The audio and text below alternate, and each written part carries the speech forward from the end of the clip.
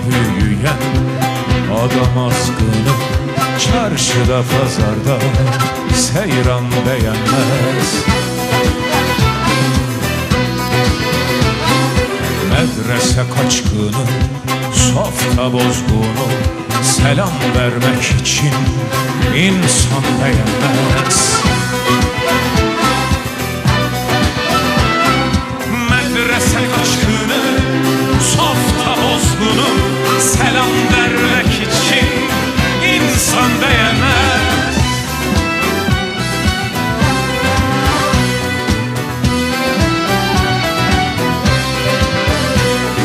Alemi tan eder, yanına varsan seni yanıltır bir mesele sorsan. Bir cin çıkmaz eğer karnını yarsan, meclise gelir de erkan beğenmez.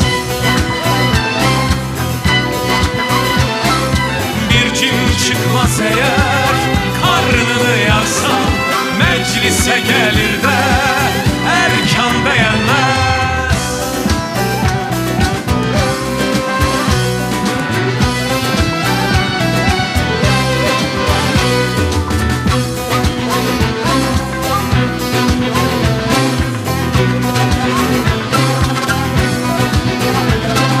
Her çeşit insandan birkaç eşi var, mektepten kovulmuş günah işi var.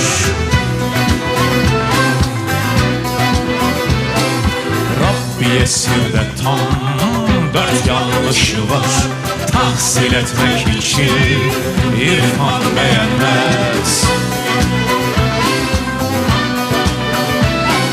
Rabbi esirde tam 4 yanlışı var, tahsil etmek için irfan beğenmez.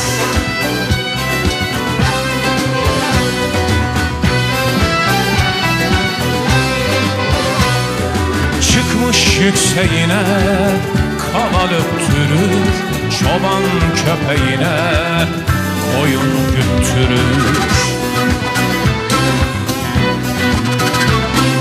Başını baltayla tıraş ettirir, gider berbere dükkan beğenmez.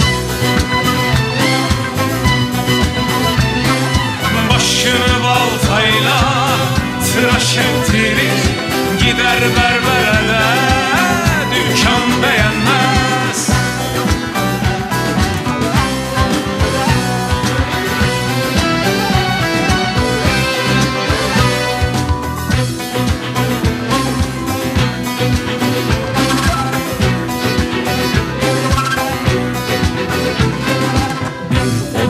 Vardır gayet küçücek, kendi aklı sıra keyif sürecek.